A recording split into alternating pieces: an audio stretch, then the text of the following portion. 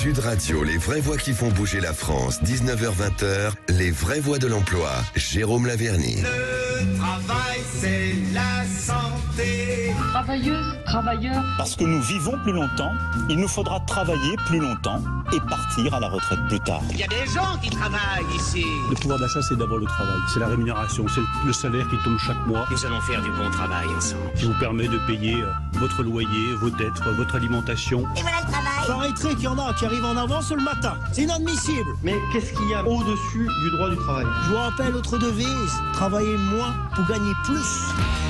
Un excellent jingle, on peut dire qu'il est de circonstance aujourd'hui. Impossible de parler de la réforme des retraites sans se pencher sur le dossier de l'étape préalable, l'emploi des seniors, sujet pour autant largement négligé jusqu'à une époque relativement récente, tandis que certaines entreprises, sans attendre de quelconque directive, se sont déjà depuis plusieurs années impliquées sur ce thème. C'est le cas notamment de L'Oréal, dont nous recevons aujourd'hui le DRH France, Benoît Serre, par ailleurs vice-président de l'Association nationale des directeurs des ressources humaines. Bonsoir. Bonsoir. En deuxième partie d'émission, on continuera avec vous. Autre image d'Épinal agitée à intervalles réguliers à l'encontre des acteurs majeurs que constituent les entreprises d'intérim, celle de contrats courts, précaires, sans préoccupation aucune, des personnes placées en mission. On verra avec le groupe Synergie qui a mis en place et largement développé le CDI intérimaire que de nombreux dispositifs permettent de garantir encore une meilleure pérennité et sécurité des parcours professionnels. Nous serons avec Sébastien Collard, directeur des opérations du groupe Synergie. Si le nom du groupe Atoll, les opticiens, est connu de tout le monde, les métiers qui correspondent à ces recrutements le sont beaucoup moins. Pour autant, à la clé, des rémunérations confortables dans de très nombreux postes en France. On en parlera avec le PDG d'Atoll, Éric Plat. Enfin, dans la dernière partie d'émission, c'est sans aucun doute une des entreprises préférées des Français, le groupe Decathlon, et qui veut permettre à ses futurs candidats de rejoindre les rangs, ou plutôt ses rayons. Le groupe a mis en place de véritables parcours de formation.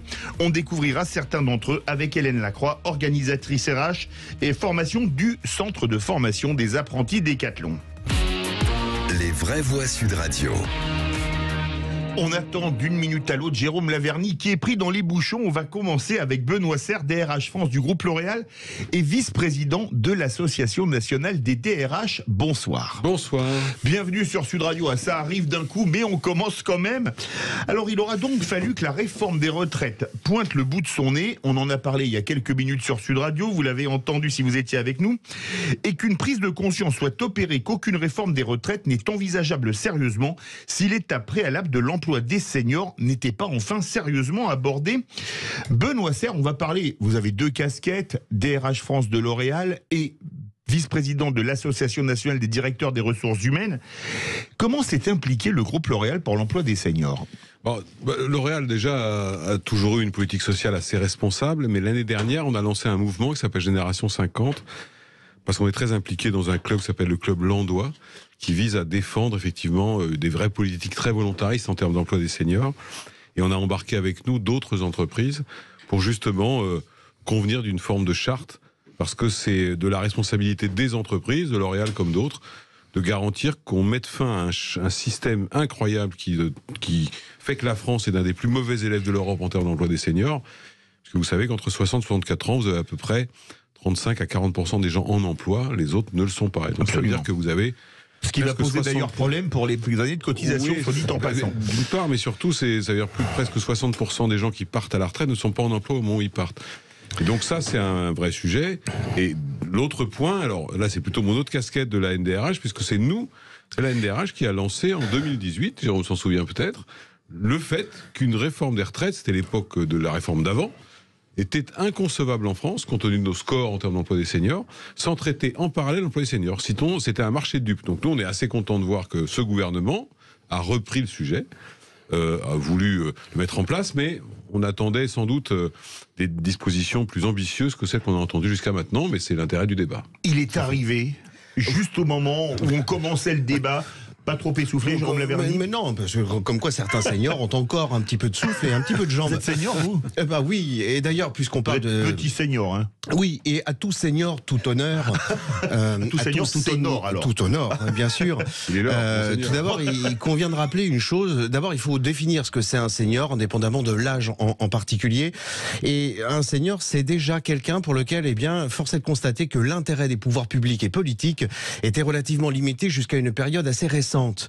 À tout seigneur, tout honneur, eh bien, il faut rendre hommage à l'antenne de Sud Radio qui a alerté, et à notre petite voix et humble, modeste voix, qui avons alerté à plusieurs reprises sur cette problématique qui était décorrélée la plupart du temps de façon complètement illogique, notamment de la réforme des retraites, avec une espèce d'hystérie frénétique et donc une double indifférence à l'adresse des seniors, une hystérie frénétique à l'endroit des jeunes qu'il convient d'aider, ça va de soi. Nous sortons, ou plutôt nous sommes encore dans un plan d'urgence à l'emploi qui s'appelle quand même un jeune, une solution. Et sans être discourtois à l'adresse de ce gouvernement qui a néanmoins le mérite d'avoir alerté, en tout cas d'avoir lancé au moins cette sensibilisation. Je disais à tous seigneurs au pluriel, tous honneurs au pluriel. Oui, il aura fallu donc qu'à l'instar du groupe L'Oréal, du groupe également Synergie, 2010 la mission senior au sein de Synergie, eh bien il aura fallu que certaines entreprises se mobilisent pour que tout d'un coup, eh bien, les pouvoirs publics et politiques suivent. C'est pas fini, le travail n'est pas fini, parce qu'on voit poindre le bout de son nez certaines mesures qui corroborent de vieilles pratiques, le name and shame, a-t-on entendu ces derniers jours, dénoncer pour couvrir dénoncer, voilà, des index qui seraient imposés aux entreprises où tout d'un coup l'État revêt sa casquette ancestrale, antédiluvienne de donneur de leçons, de pampan-cucu aux entreprises, là où en réalité elles ne l'ont pas attendu pour, à l'instar de L'Oréal avec le club Landois et la NDRH derrière et Synergie, entre autres groupes, avoir été sensibilisés sur ce thème sur lequel, encore une fois, moi j'ai essayé de sensibiliser le défenseur de droit qui m'a fait une réponse qui était ubuesque d'indifférence et d'incohérence. Qui m'a dit oui, certaines discriminations sont autorisées quand elles sont légitimes et valables au gré de l'urgence des gens. Donc oui, faisons tout pour les jeunes, rien pour les seniors. Voilà ce qui existait jusqu'à une période récente. Je n'aurais pas la disgrâce de nommer l'homme politique auréolé d'une grande vertu humanitaire et sociale. Je crois que son prénom est Jacques, c'est ça, et même pas. Non, c'est pas l'ancien. Non, c'est pas si ancien que ça. Non, on nous le dirait. Mais auréolé, très auréolé de grandes vertus sociales et humanitaires, et qui néanmoins m'a opposé un jour. Non, Jérôme, tu as raison, mais ça n'est pas vendeur. Les seniors, parlons des jeunes. Benoît Serre, est-ce qu'on a annoncé certains nous disaient, parmi les plus libéraux, que ce qui posait problème pour l'emploi des seniors, c'était l'âge de la retraite, parce qu'on va pas embaucher quelqu'un de 55 ans qui va partir à 60. Est-ce que maintenant, avec 64, voire plus, pour ceux qui ont fait des études, si on compte les 43 années de cotisation, est-ce que ça va être une bonne chose pour l'emploi des seniors ou pas? Oui et non, c'est-à-dire que moi j'ai beaucoup entendu ça en disant si vous repoussez l'âge, alors du coup les gens à 55 ans restent en emploi, ce qui est vrai. Seulement vous déplacez le problème. Le problème se resituera, mais à 61 ans cette fois-ci, 62 ans. Je suis pas sûr que c'est ça qui va résoudre le problème. En revanche, le point que vous posez, il est très juste. C'est-à-dire que il est évident qu'on a pas mal de sujets avec l'emploi des seniors, des sujets culturels, le sentiment de ne pas savoir les gérer, des managers réticents à recruter des gens plus âgés qu'eux, etc. Bon, ça peut se traiter dans le temps. Et comme l'a rappelé Jérôme Laverny à l'instant, les entreprises se sont saisies. D'ailleurs, on observe dans les chiffres. Vous avez une capacité des entreprises à maintenir les gens en emploi seniors bien plus importante qu'avant. Les chiffres le prouvent. En revanche, les entreprises ont encore un effort à faire considérable d'embauche des seniors. Tant les petites que les grandes, comme tant les petites que les grandes, d'embaucher des seniors. C'est vraiment fondamental le sujet. De savoir les embaucher à 58, 59, 60. Ça, c'est vrai que là-dessus, on a des efforts à faire. Et c'est là d'ailleurs où je participe tout à fait de l'idée. Nous, on a eu la NDRH, elle a indiqué aux deux derniers ministres en question du travail qu'il fallait imaginer un modèle, un senior, une solution, ou sur le modèle. Ça a marché. Parce qu'on ne peut pas avoir un marché du travail qui est atomisé aux deux bouts, si vous voulez. Donc il y a deux craintes en fait. Il y a la crainte managériale, recruter des gens plus âgés, plus difficiles à manager, qui sont plus dans la culture. Et il y en a une deuxième, qui est qu'avec les réformes des retraites, pour rentrer quelqu'un à 58, 59, en fait, dans certains cas, il peut rester jusqu'à 70. Et donc ça, c'est un vrai frein. Donc c'est vrai qu'on a été plusieurs à dire pourquoi l'important pour un certain nombre de personnes, c'est atteindre le taux plein. C'est vraiment l'important. Donc pourquoi ne pas mettre en place un contrat de travail qui permette de garantir d'aller au taux plein. Et une fois qu'on y est, on a la possibilité, en accord avec l'entreprise, soit de rester, soit de partir, par exemple, dans le cas d'une rupture conventionnelle individuelle. Autrement dit, répondre au double objectif d'entreprises qui craignent un peu d'embaucher des gens en disant « mais comment je vais gérer sa carrière jusqu'à 70 ans, etc. » Perte de productivité, perte de technicité. Et de l'autre, des seniors qui disent « mais attendez, moi ce que je veux, c'est arriver au taux plein. Après, je m'en fiche. » Donc voilà, donc je pense que là, il faut être un peu malin. Peut-être que les pouvoirs publics qui ont l'air, et je reconnais, je t'avais encore avec Jérôme, je reconnais que ce gouvernement, au moins, a le courage de dire une réforme des retraites sans politique volontariste pour les seniors, c'est impossible. Et ça, c'est le premier qui le dit depuis de nombreuses années. Jérôme Lavergne, alors pour filer non pas la métaphore mais le coup de gueule, ce contrat de travail, il pourrait exister. L'État, encore une fois, j'insiste, serait bien en peine de pouvoir donner des leçons là où en réalité lui s'autorise à déroger au contrat d'alternance sous forme de contrat de professionnalisation, c'est-à-dire au-delà de 30 ans, alors que les entreprises, elles, le mettent en place. Le campus L'Oréal, si je ne me trompe, autorise l'intégration dans ce cycle d'alternance de gens au-delà de 30 ans. Eh bien, l'État, grand admonestateur de leçons de morale, lui, dans les collectivités territoriales notamment, s'interdit la possibilité de recruter quelqu'un en alternance à plus de 30 ans. Voilà ce qu'il faut lever. Et des toutes petites bricolettes comme ça, très concrètes, et qui ne partent pas dans des circonvolutions grandiloquentes, eh bien, pourraient résoudre bien des problèmes. Les vraies voix. On va continuer à parler de l'employabilité des seniors. Comme le groupe L'Oréal, le Synergie avec la création a créé une mission senior depuis 2010. Il nous a rejoint. Il sera avec nous Sébastien Collard, le directeur des opérations du groupe de Synergie. On se retrouve dans quelques instants. Sud Radio, les vraies voix qui font bouger la France, 19h-20h, les vraies voix de l'emploi, Jérôme Lavergne. Les vraies voix de l'emploi avec notre ami Jérôme Lavergne, nos deux premiers invités, Benoît Serre, vice-président de l'Association nationale des directeurs des ressources humaines, et Sébastien Collard, directeur des opérations du groupe Synergie. On parle pendant cette première demi-heure de l'emploi des seniors. Sébastien Collard, bonsoir. Bonsoir Philippe. Bienvenue sur Sud Radio, bien dans le micro, comme toujours en radio, pas de souci. Alors, on va continuer à parler avec tous les deux. On parlait d'emploi des seniors. Vous avez mis au point en 2010 une mission senior. Comme on est sur Sud Radio, je vais vous poser la question en occitan. Qu'est-co ? Alors, la mission senior, dans le cadre de notre offre RSE à destination de nos entreprises clientes, on a plusieurs offres, donc sur le handicap, l'accompagnement des femmes dans l'emploi, et puis l'insertion professionnelle, et une dernière mission sur les seniors. Donc depuis 2010... Alors, senior, c'est à partir de quel âge ? Parce qu'il y a 20 ans, senior, c'était à 55 ans, après c'était à 50 ans, moi on me dit maintenant qu'à 45 ans on est senior, donc on va mettre les âges. Alors vous avez raison de le souligner, on est jeune de plus en plus tard, et on est senior de plus en plus tôt. Donc c'est assez amusant. Il y a une période qui est de plus en plus courte pour effectivement être dans cette catégorie qui n'est pas nommée. On n'est ni jeune ni senior, donc entre 40 et 45 ans, exactement, à 45 ans, on devient senior, manifestement. Et donc, en 2010, on a créé une mission senior. Donc, on a une responsable nationale, Alexandra Rieux, qui accompagne notre réseau et qui accompagne nos clients pour la mise à l'emploi des seniors, faciliter la mise à l'emploi des seniors. On organise des job dating, on organise des forums emploi à destination et réservés uniquement à ce public. Vous voulez réagir, Jérôme Lavergne ? Oui, certains événements auxquels j'ai moi-même pu participer avec le groupe Synergie mobilisaient une des seules toutes petites associations qui était fortement impliquée et qui l'est également dans le club landois associé au groupe L'Oréal, c'est-à-dire Force Femmes. Et hommage doit être rendu à François Solder, qui a créé cette association Force Femmes, mais qui était bien seule dans la nébuleuse de toutes ces associations qui, elles aussi, ont leur part de responsabilité dans cette espèce d'hystérie jeuniste.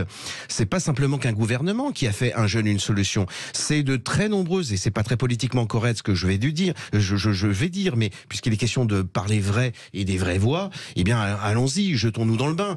Même les associations ont répondu, ont versé dans cette espèce de frénésie jeuniste de dispositifs exclusivement dédiés aux jeunes. C'est tout le mérite qu'il faut rendre à Force Femmes et à la collaboration à la fois dans le club landois et dans la mission senior du groupe Synergie. Sébastien Collard, le CDI intérimaire, est-ce que c'est pas un peu un oxymore ?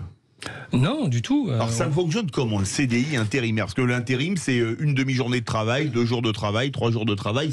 Ça paraît un peu bizarre, le CDI intérimaire. Alors l'intérim va effectivement de missions très très courtes jusqu'à des missions qui peuvent aller jusqu'à 18 mois. Le CDI intérimaire, c'est un contrat en CDI de droit commun depuis 2013 qui est inscrit dans la loi aujourd'hui et depuis 2018 qui est codifié par la loi de 2018 en tous les cas. Et c'est un contrat qui permet d'apporter des avantages aux 3 parties. Donc le salarié intérimaire déjà, qui a une sécurité de l'emploi, qui a un salaire minimum garanti. Et qui va pouvoir être délégué dans différentes missions, qui va pouvoir bénéficier plus facilement d'un crédit puisqu'il a un CDI. Oui. Qui va pouvoir bénéficier également plus facilement d'un logement, parce qu'il apporte toutes les garanties avec ce CDI.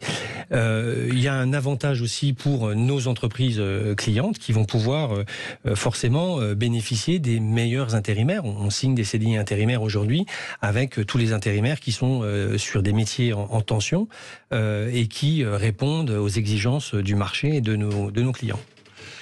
Comment réagissent les DRH, la NDRH et pas L'Oréal spécifiquement, Benoît Serre, sur ces nouveaux CDI intérimaires et sur cette problématique? Mais en fait, ça répond à un enjeu que vous avez très bien expliqué, c'est-à-dire que vous savez que le problème en France, c'est que le CDI structure tout en fait. Vous pouvez pas avoir accès à l'emprunt, vous pouvez pas. Vous savez, un jeune qui veut louer un logement, on lui demande les 3 derniers bulletins de salaire, un papier du DRH comme quoi il va pas être viré la semaine. C'est absurde, quoi. La caution des parents, des grands-parents, des arrière-grands-parents s'ils sont encore vivants. C'est exactement ça. Et encore avec tout ça, on n'est même pas sûr qu'il arrive à l'avoir. C'est vrai. Et donc c'est vrai que le CDI intérimaire, en fait, c'est un outil pertinent parce qu'on a cette société du CDI, en fait.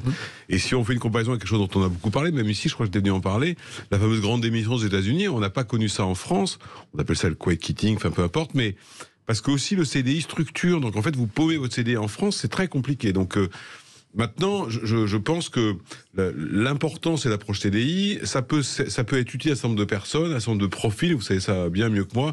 C'est pas utile pour tout, mais le vrai fond du sujet, c'est comment on réintègre dans l'emploi 100% de la population travaillante. Moi, on m'explique partout qu'il y a des problèmes de recrutement, que la démographie mais il y a encore 6 millions de chômeurs. Favorable. Voilà, mais vous avez encore un taux de chômage qui est moins important qu'avant, mais il est à 7 quand même, quand l'Union européenne est à 6.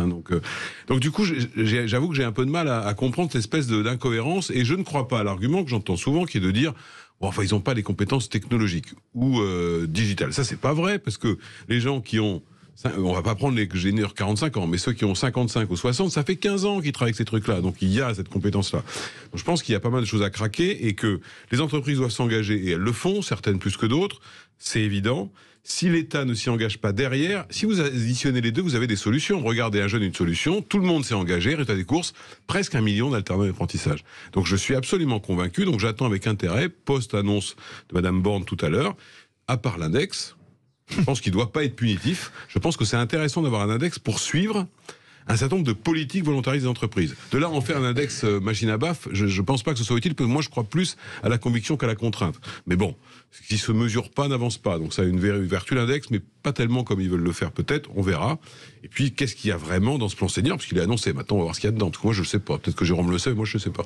Vous en savez plus, Jérôme Laverny? Non, pas du tout, mais en tout cas le sujet est passionnant. Et d'ailleurs le terme même d'index renvoie à des passés inquisitoriaux qui sont assez croustillants. D'ailleurs, mais qui disent le CDI comme cette histoire d'index sur les seniors, combien le réflexe pavlovien est ancré chez nos politiques de jouer, encore une fois, les redresseurs de tort et de concevoir le monde binaire comme un monde avec des gentils, les pouvoirs publics et associatifs, et un monde de méchants.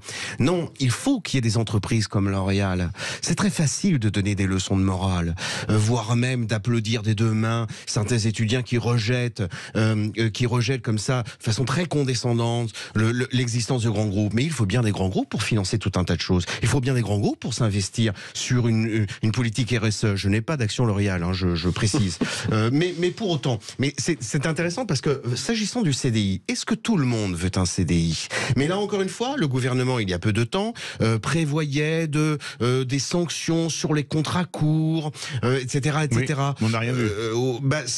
Bonus-malus. Ce serait très dangereux parce que le gouvernement serait en peine de devoir payer beaucoup d'amendes. Parce que s'agissant des contrats courts, l'État, en tant qu'employeur, est un grand fournisseur de contrats courts. On l'a vu, les 300 CDD à la Poste, par exemple. Et c'est ça, attention à l'index de l'Inquisition. Donc vous voyez, il faut sortir, je pense, de cette logique et de cette antienne, avec des méchants d'un côté et des gentils de l'autre. Sébastien Collard, sur l'intérim de longue durée, je vais appeler ça comme ça, c'est plutôt quel profil qui sont recherchés?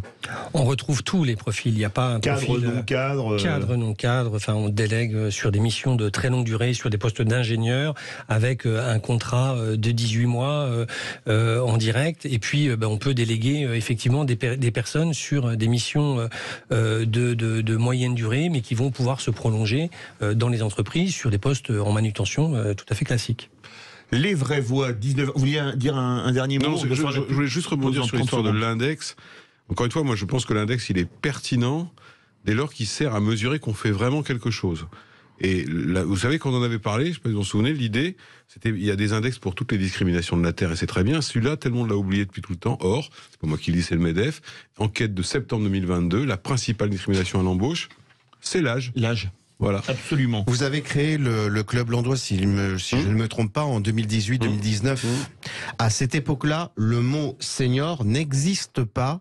Et la seule mesure qui figure sur le site internet du ministère du Travail est d'un CDD senior qui est tellement débile et inefficace et complètement stérile qu'aucune entreprise ne l'utilise. Ça n'a pas marché du tout. Voilà. Ça prouve que quand même quand les mesures sont prises par ça bouge. Mais ça bouge. Mais tant mieux. Oui, bien sûr. Quand les mesures sont prises par la technostructure, ça marche très bien. Les seniors ont des compétences et voilà, les compétences valent de l'or. Donc les seniors valent de l'or. Absolument. Et en plus, ça rime. Les vraies voix. Vous aimez les opticiens? De plusieurs à portée de lunettes, là 3 sur 4. Dans quelques instants, on va parler des métiers de l'optique. On va avoir le PDG des opticiens Atoll. Vous connaissez tous, Éric Plat. On va en parler avec lui. Restez bien avec nous dans les vraies voix de l'emploi sur Sud Radio. Les vraies voix de l'emploi avec Jérôme Laverny. Ils sont restés avec nous. Benoît Serre, vice-président de l'Association nationale des directeurs des ressources humaines et DRH de L'Oréal France. Il est toujours avec nous. Sébastien Collard, responsable de Synergie, votre titre directeur des opérations de Synergie. On devait avoir Éric Plat, le PDG du groupe Atoll. On l'attend d'une minute à l'autre. On continue. Les mesures qui ont été annoncées ce soir sur les retraites et l'emploi des seniors. Il y a des relations, Jérôme Laverny? Non, elles sont pas suffisantes. Oui, alors il y a fatalement des relations oui, d'office. Et il fallait fatalement de toute façon les corréler, puisque une des particularités de nos seniors d'aujourd'hui sont que pour un certain nombre d'entre eux, quels que soient les revenus dont ils disposent, ils n'ont pas accédé à la propriété immobilière qui constituait le petit bas qui permettait à nos seniors d'antan de pouvoir envisager une retraite de façon un petit peu plus sereine. C'est la raison pour laquelle beaucoup de femmes, notamment, qui n'avaient pas travaillé pendant des générations, eh bien, ont pu quand même vivre relativement correctement parce qu'elles étaient propriétaires. Lorsque l'on s'inscrit, on ne s'inscrit pas dans un EHPAD, mais lorsque l'on franchit les portes d'un EHPAD, un des premiers documents qui est demandé, c'est la taxe foncière, pour bien s'assurer que la personne est réellement propriétaire. Or, aujourd'hui, nos seniors d'aujourd'hui ne sont plus dans cette situation-là. C'est la raison pour laquelle il fallait impérativement, et il faut impérativement, envisager une politique d'emploi pour les seniors, parce que nous sommes, à défaut, en train de préparer une bombe à retardement pour des gens qui n'auront pas cette propriété immobilière leur permettant d'être la petite poire pour la soif. Vous êtes d'accord avec ça, Sébastien Collard? Oui, c'est sur le problème que l'emploi des seniors n'a pas été pris en compte dans les mesures annoncées pour la réforme des retraites. Ah ben clairement, pour l'instant, il n'y a rien, mais on attend justement les différentes mesures. Ouais. Oui, mais ça fait longtemps qu'on les attend quand même, les mesures pour l'emploi des seniors. C'est 2017, je crois, les dernières. Ouais. Oui, c'est ça, donc ça fait 6 ans. 6 ans, ouais. Qu'est-ce que vous en pensez, Benoît Serre? Non, bon, on va faire crédit au gouvernement, puisqu'il avait annoncé, très clairement que les deux se joueraient en parallèle. D'ailleurs, respectant cela, un engagement qu'avait pris Emmanuel Macron en 2018, qu'on avait lors de la conférence de presse annonçant la nouvelle réforme des retraites qui ne s'est pas faite finalement, il avait dit qu'il fallait traiter les seniors. Donc on va leur donner crédit, qu'ils vont proposer des choses. On attend de voir exactement ce que c'est. Mais sur l'emploi des seniors, pour vous disait Jérôme tout à l'heure, c'est important aussi de considérer que quelqu'un qui perd son emploi à 59, 60 ans, il a une faible chance aujourd'hui d'en retrouver un, et c'est une catastrophe sociale et sociétale pour lui-même, mais également pour ses enfants, parce que souvent il les aide, pour le logement, pour les études, mais également pour ses parents, parce qu'il est souvent aidant. Donc, vous voyez, je crois que c'est pour ça que je suis toujours étonné que les politiques soient pas saisis de ça, tout simplement parce que c'est un problème sociétal. On ne peut pas se permettre de préparer une génération de retraités pauvres. Et d'ailleurs, dans ce qui a été annoncé tout à l'heure, il y a une vraie mesure, enfin, il y a plein de mesures que je trouve plutôt intelligentes, notamment la revalorisation des bases de retraite à 1 200 € pour les retraités actuels et futurs. Ça, il faut reconnaître que c'est une véritable avancée que, à ce jour, aucun gouvernement n'avait osé faire. Vous avez dit, et c'est vrai, que la première discrimination, c'est la discrimination par l'âge. Est-ce que c'est... Parce que L'Oréal, vous êtes dans le monde entier. Est-ce que c'est un problème franco-français, ou est-ce que c'est un problème français ou pays latin, ou est-ce que c'est un problème européen, ou est-ce que c'est un problème occidental? Est-ce que c'est un problème franco-français, et est-ce que ça existe dans d'autres pays? Alors, je ne sais pas très bien si ça existe à ce point-là dans d'autres pays. Ce que je sais, c'est que dans d'autres pays, en revanche, les seniors sont totalement intégrés à la vie économique, notamment les pays du Nord, notamment l'Allemagne, même l'Italie d'ailleurs. Donc, c'est vrai que... Mais vous savez, c'est ce que Philippe Goulard disait tout à l'heure, quand on a commencé à dire, parce qu'il n'y a pas un texte qui dit les seniors c'est 45 ans, c'est simplement tout un tas de règles qui font qu'on a l'impression que c'est 45 ans. Il suffit de dire ça pour que ça devienne une catastrophe. Le vrai sujet des seniors en emploi, c'est à partir de 55. Et peut-être qu'avec la réforme, ça viendra à partir de 60. 45, on n'est pas senior, mais évidemment, comme tout le monde dit, ça va à partir de 45, les biais de raisonnement, les craintes s'appliquent dès 45. Et même, moi, alors j'ai plus de 45 ans malheureusement, mais on m'a annoncé à 45 ans que j'étais senior, j'étais effondré, parce que quand vous avez 45 ans, que vous avez fait quelques études, il vous reste plus longtemps à travailler que vous avez fait quand même. C'est sûr, ça c'est un vrai sujet, parce que s'il faut 43 années de cotisation, mais qu'on a commencé à travailler à 25 ans, on est loin de 64 ans. Hein. 43 et 25, ça fait 68. C'est ce que je disais tout à l'heure, c'est qu'on est jeune de plus en plus Oui, tard, et on rentre dans la vie active de plus en plus tard. La formule va faire Flores, je parie. Oui. Et effectivement, il va falloir ces années de cotisation.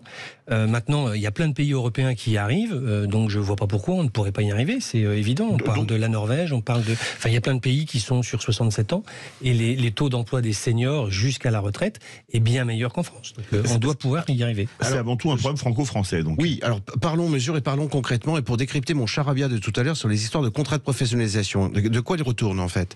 Cela veut dire aujourd'hui que, s'agissant des aides à l'alternance, lorsqu'un candidat se présente auprès d'une entreprise qu'il a moins de 29 ans, suivant les annonces récentes du gouvernement, l'employeur dispose de 6 000 € d'aide. Lorsqu'il a plus de 29 ans, il n'a 0 € d'aide. Choisissez votre camp, camarade. Je veux dire que quel employeur, et notamment le plus grand employeur de France, c'est-à-dire les TPE, comment renoncer à une aide substantielle à ce point de 6 000 € pour 3 petits points.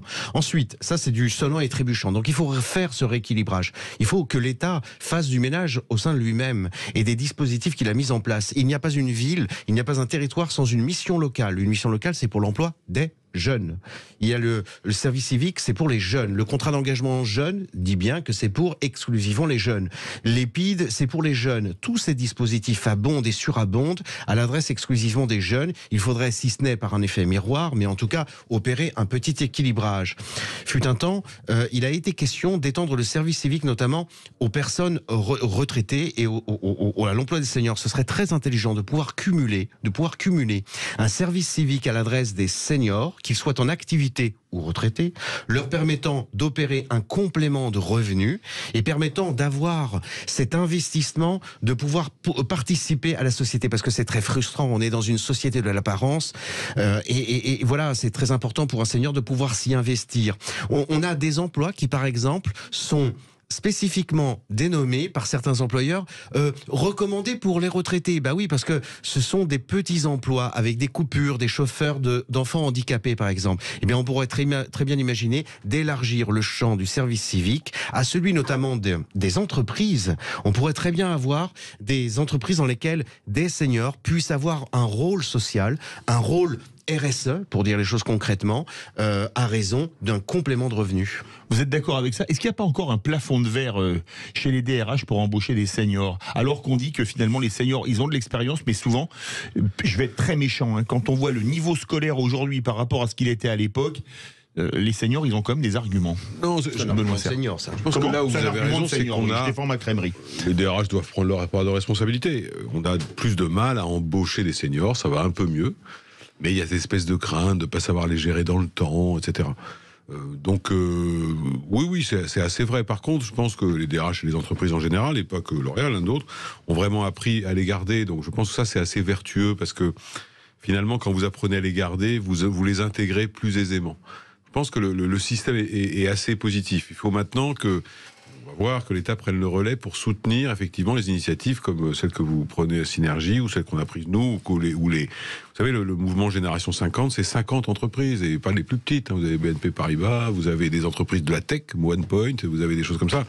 Mais il y a un vrai mouvement des entreprises pour le faire parce que, comme sur ce sujet-là, comme sur d'autres, je crois vraiment que l'entreprise fait partie de la solution, quoi. Oui, vous avez raison. Le souci, c'est quand les seniors se retrouvent sur le marché de l'emploi.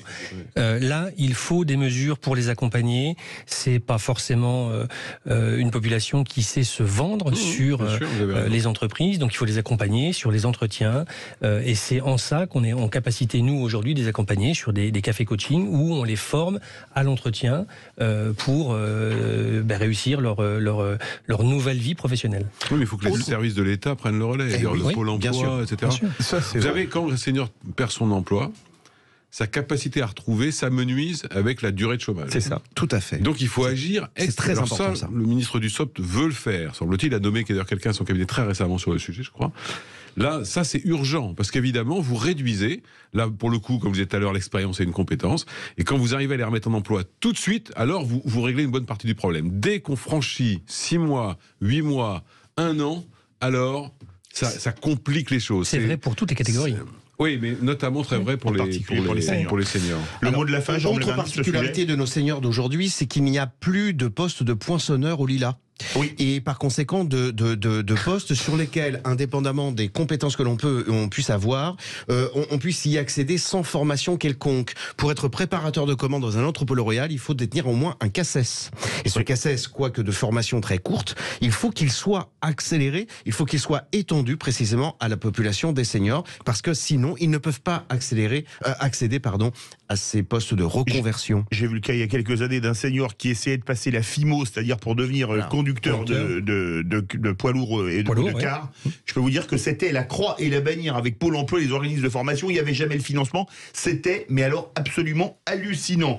Dans quelques instants, on va parler non pas senior, mais école et entreprise, avec pas n'importe quelle entreprise, Decathlon. On va franchir les portes du CFA interne avec sa représentante Hélène Lacroix pour y découvrir notamment le métier de technicien atelier cycle. Et on remercie Benoît Serre et Sébastien Collard d'avoir joué les prolongations avec nous. Merci. Merci à vous.